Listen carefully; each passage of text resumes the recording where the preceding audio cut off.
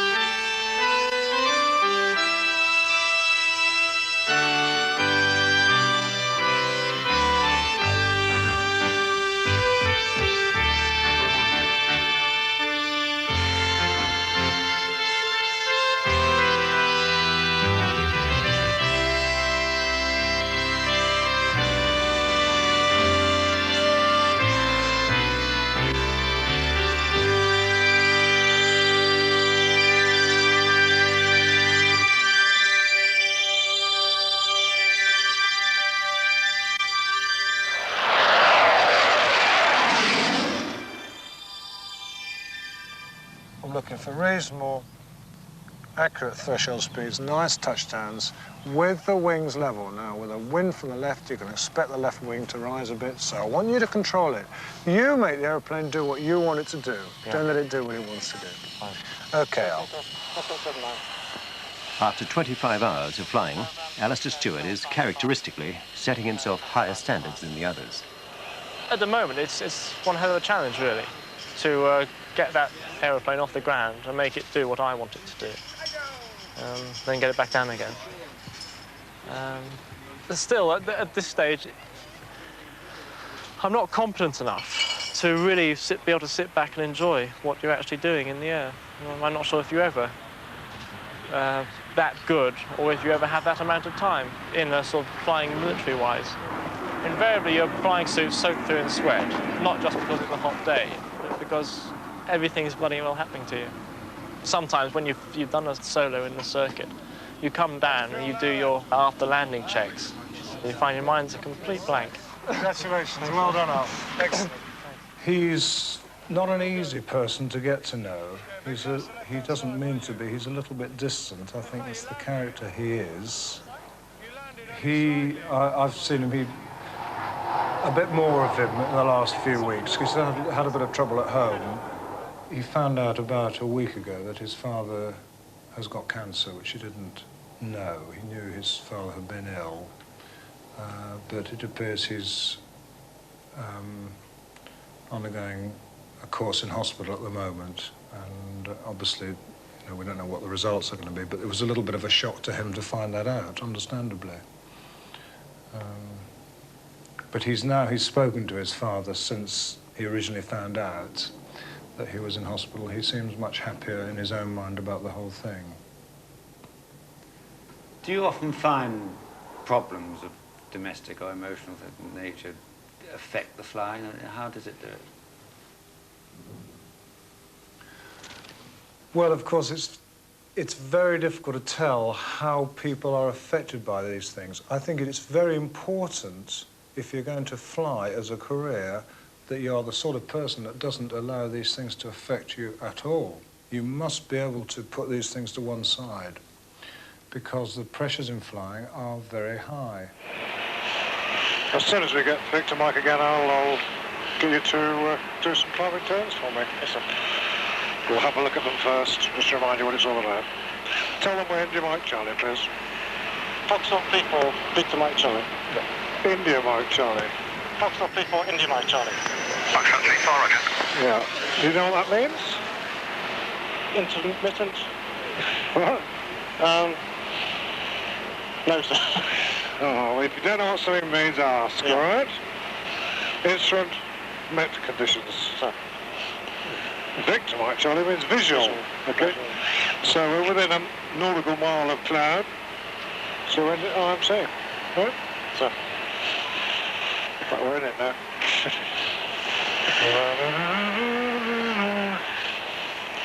Beware of these clouds because they're full of ice. Big airfield down there. Yeah. Seen that before? That's Holman's Boarding Airport, sir. No, it's not. Don't jump to conclusions. Teesside, sir. Sorry? Teesside Airport? Hang on. Didn't I say that was the airway? Get your map out. Yes, sir. Have a look and see where that airway is.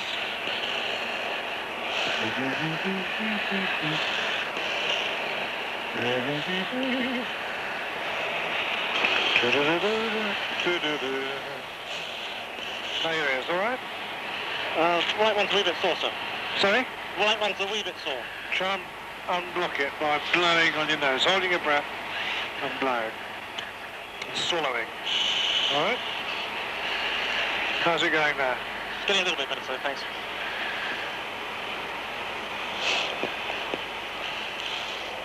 Speed level 140 knots, undercarriage going down.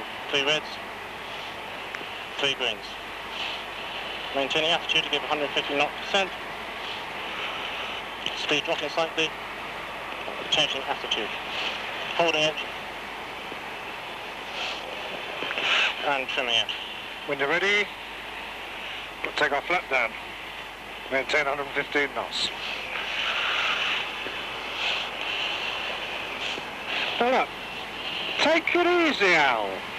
What I showed you this morning, look, you follow me through, you apply a part and gently change the attitude. Not a great heave. Yeah. Reduce power, gently change the attitude. You're being too rough. Okay? Yes, sir. And then if your speed's too low, you just lower the gear slightly. All right? Sir.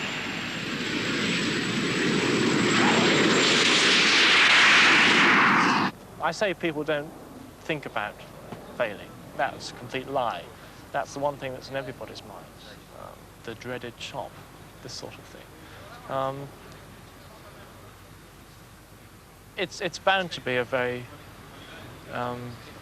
prominent thing in people's minds when you've got such a very competitive type of course. It's not competitive in that we're not vying against each other, but we're struggling all the time to maintain a standard, a set standard. And if you don't come up to that, then obviously something's going to happen. You've either got to improve, or else you're going to have to sort of think of doing something else for a living. Meanwhile, Martin Oxborough has failed his elementary handling test at the first attempt. His squadron commander feels that he may be suffering from personal pressures quite apart from flying.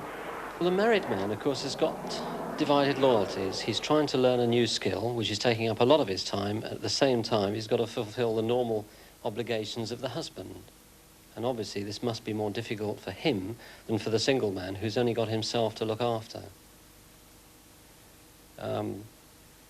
Flying is a very demanding business. As you know, it takes up a lot of time. Really, one almost has to live, eat and breathe it. Right the way through these training courses, and so it does place a lot of strain, I think, on the married man, and therefore he's got to have the support from his wife if he's going to be successful. It's very easy to get depressed, very easy to get bitter about things. When I came down after failing EHT and going through the debrief that I had, I felt absolutely destroyed, and I wondered if I was ever going to make a pilot. I don't know if that was intentional or not, but that was certainly the way I felt when I left at the end of that day. I went home in the evening, and I don't really want to say some of the things that went through my mind, actually, quite honestly. I felt terrible. But I presume that's a natural reaction. He said that if I ever wanted to fly a Phantom or a Jaguar, then the sort of flying that I was doing at the moment was going to be no good to me at all. I was going to have to improve quite drastically.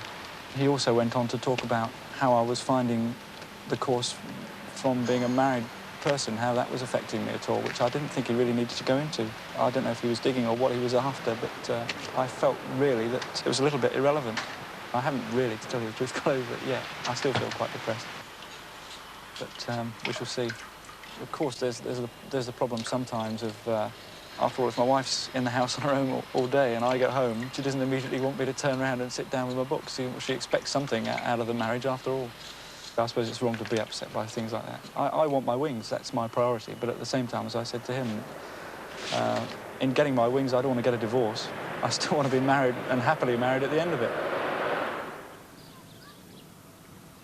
Wives who for months now have been widows to flying are granted the token consolation of an occasional coffee morning at the officer's mess. These two ladies. Oh, sweet.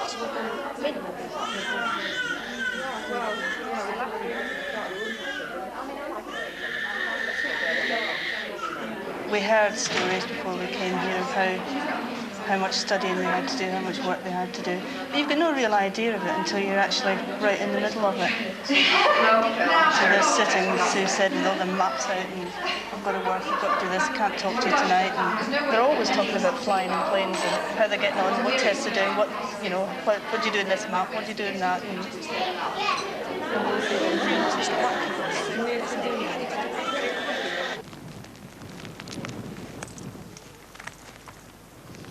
Mid-course, pressure high, morale low.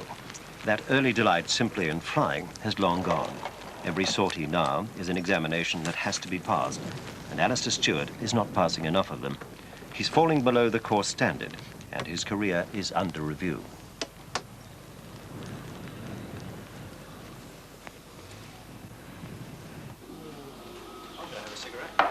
Stand by for broadcast. Stand by for broadcast. Standing by. The Parliamentary Under-Secretary of State for Defence for the Royal Air Force, Mr. Geoffrey Batty, MP, and the Air Member for Personnel, Air Marshal Sir John Gingell, KCB, CBE, will visit Royal Air Force Linton-on-Ouse today, 28th of November, arriving at approximately 11:45 hours and departing at approximately 1600 hours. All personnel are to be meticulous in the paying of compliments. I say again, Parliamentary Under-Secretary of State for Defence for the Royal Air Force, Mr. Geoffrey Batty, MP, and the Air Member for Personnel, Air Marshal Sir John Gingell, KCB, CBE, will visit Royal Air Force Linton-on-Ouse today, 28th of November, 1979, arriving at approximately 11:45 hours and departing at approximately 1600 hours. All personnel are to be meticulous in the paying of compliments and are to be especially watchful for service vehicles flying pennants. Fascinating though, too. End of broadcast. Yeah, okay, fine. Right, you go on then. All right.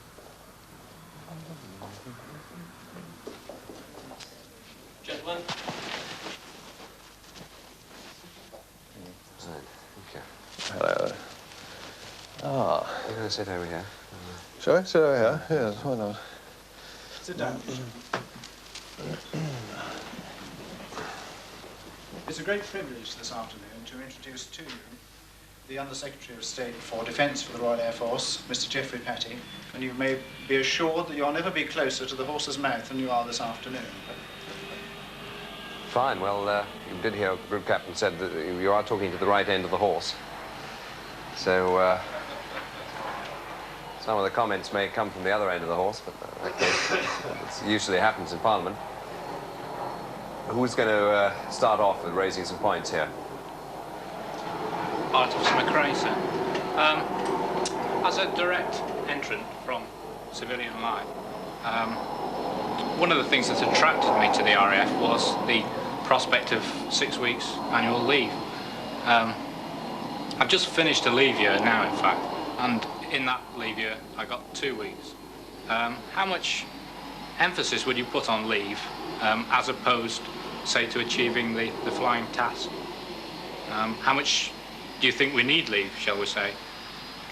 I think everybody needs leave. I'm a great believer in bigger and better holidays, but I mean, I think in terms of the precise difficulties you may have had in carrying over your 2 weeks from one leave year to another leave year, I think I'll ask the Air Marshal to comment on that, really.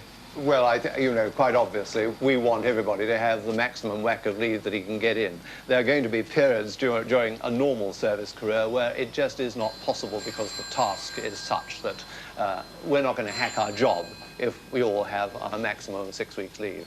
And when you bear in mind that very often, along with that entitlement, you can combine the free time you get with some of the activities that are available to you in the service which wouldn't be available anywhere else. You know, I'm thinking like the skiing and those things. That's the compensation, to my mind, anyway. The only problem in that is that I think if leave is programmed into the course, surely somebody considers that that leave is necessary. I certainly feel that I'm not flying as well as I perhaps could be had I had leave, shall we say, in between courses. I've just finished the 100-hour course and I'm now on the 60-hour course. And I feel very tired, I have to admit that, you know. That's all part of the business of getting used to the intensity of operations. I think you grow out of that business of feeling tired after a while. I don't think you should worry too much if you feel tired just at the moment. There's a voice of experience. But, I think the general point is well made, that it's all these things are a trade-off between what is desirable and ideal and what can actually be just allowed because of the exigencies of a particular situation. Yeah. Sir Patterson, Nicol from 2 Squadron. Do you believe in that case that it's fair to mislead people who are thinking of joining the Air Force? Because in the glossy brochures it does say you get 6 weeks leave a year.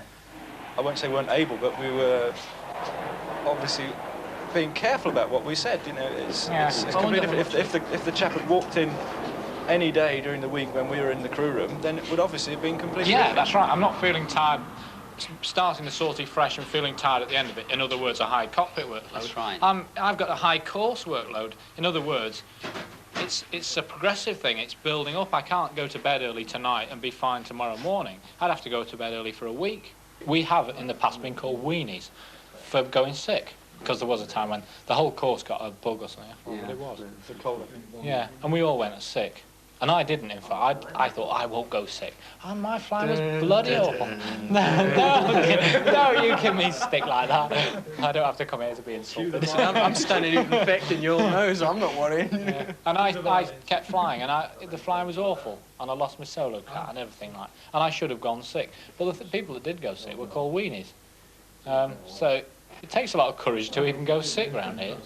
I'm sorry, first of all, that we're not going to have as long for this wash-up session as I would have liked otherwise, but I was a bit surprised. They seem to be very much concerned with the day-to-day problems. I mean, leave came up and clothing came up and whether they'd be able to wear their wings and things of this sort and what goes into the advertisements.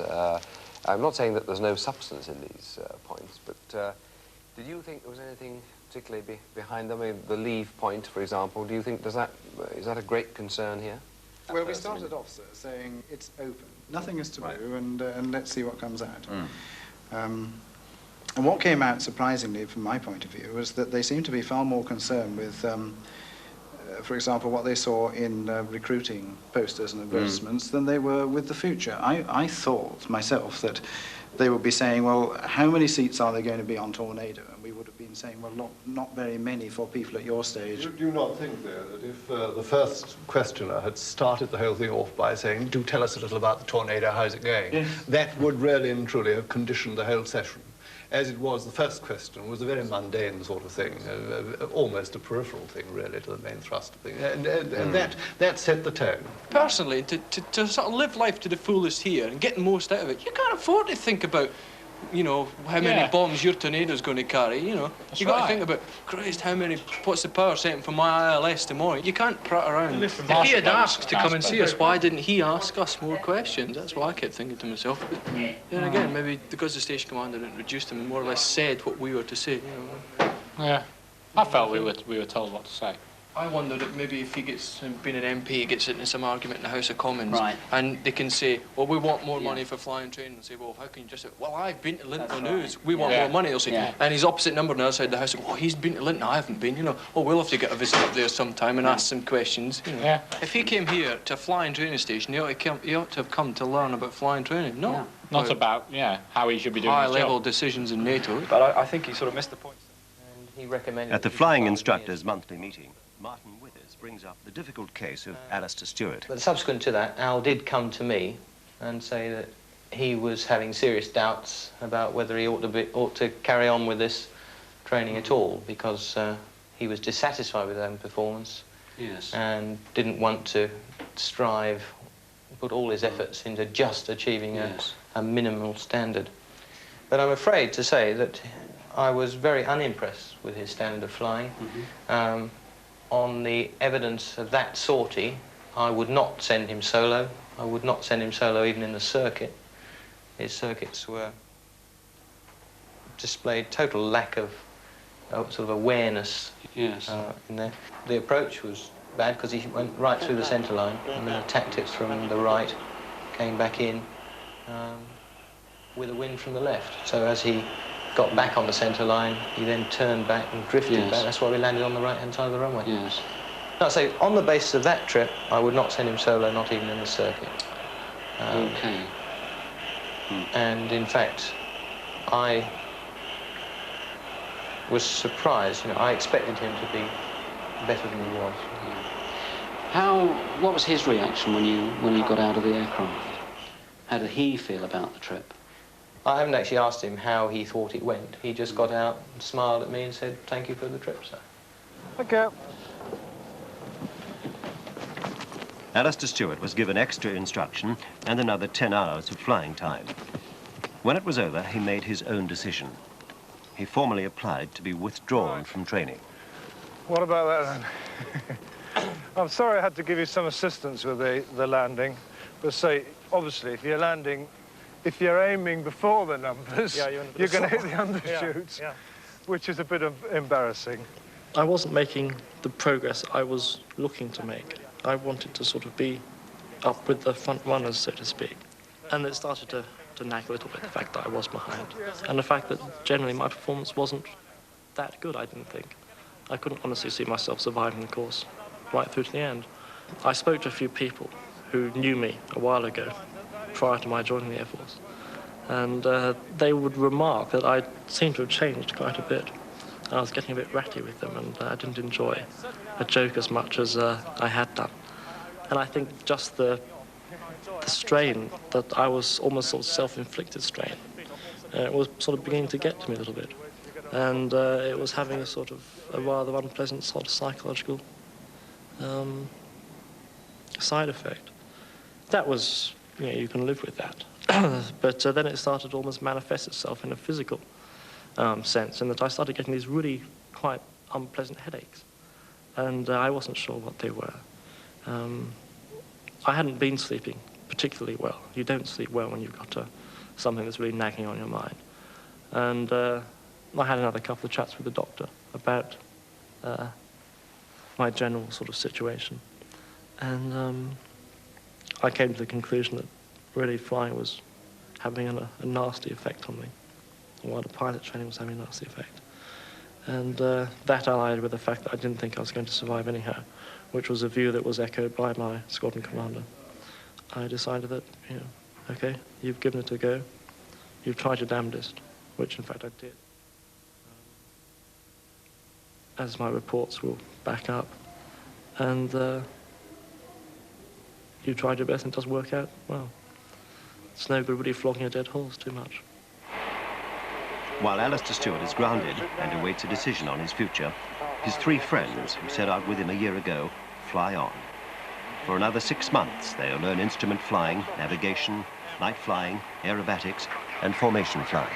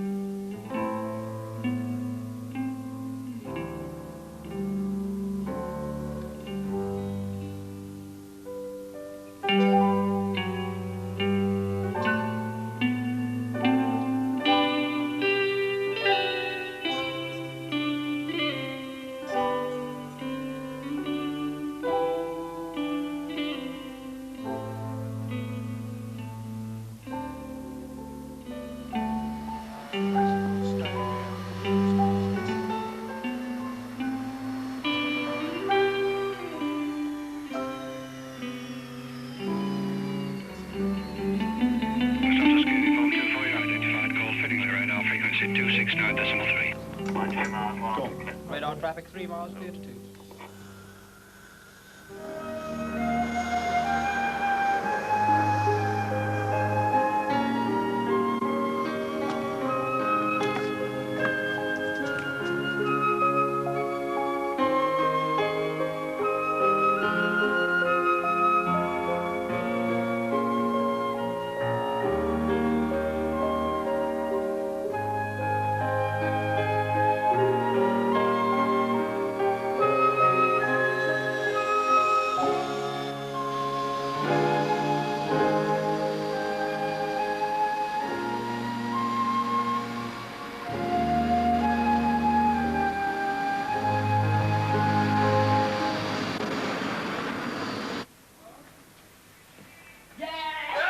Only 2 have passed with high enough marks to have a chance of going on to be fighter pilots, John McRae and Robbie Lowe.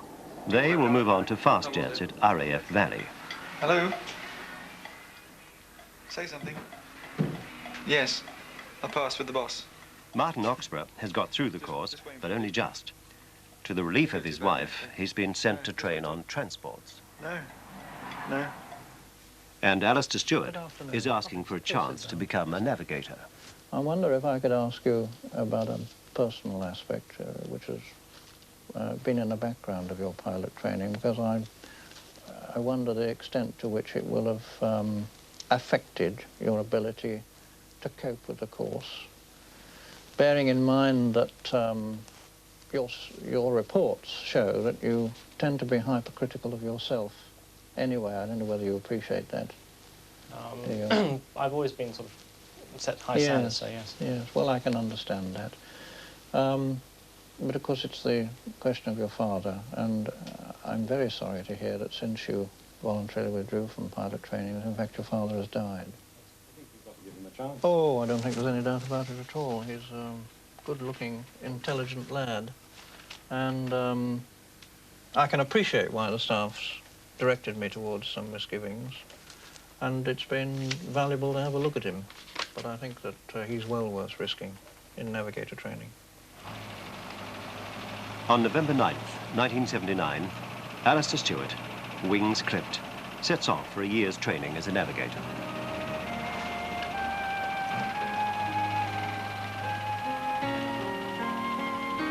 Take it easy, Al.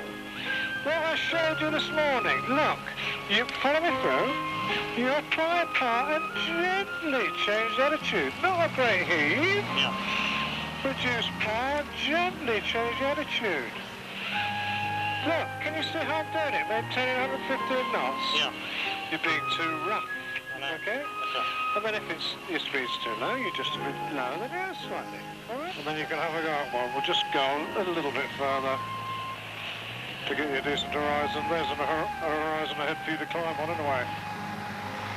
Alistair Stewart qualified as a navigator, but in September 1981, after just 3 months on Buccaneers, once again asked to be withdrawn.